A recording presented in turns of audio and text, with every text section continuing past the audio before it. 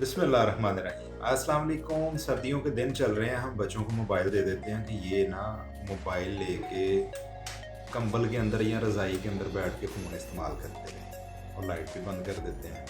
ये बड़ा जुल्म है, यकीन कर लें।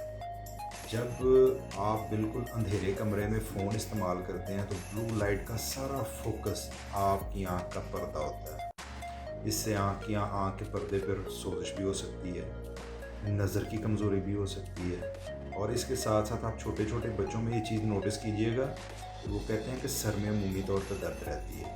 क्यों दर्द रहती है?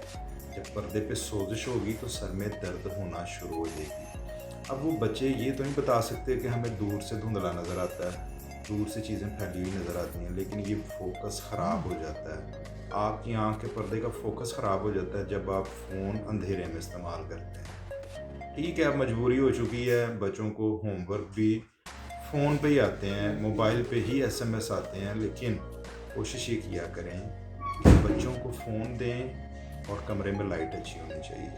जब वो फ़ोन इस्तेमाल कर रहे हों, कमरे में लाइट अच्छी होनी चाहिए। जब ये सारी चीज़ें आप मैनेज करेंगे ना तो फिर नुकसानात कम से कम हो जाएंगे।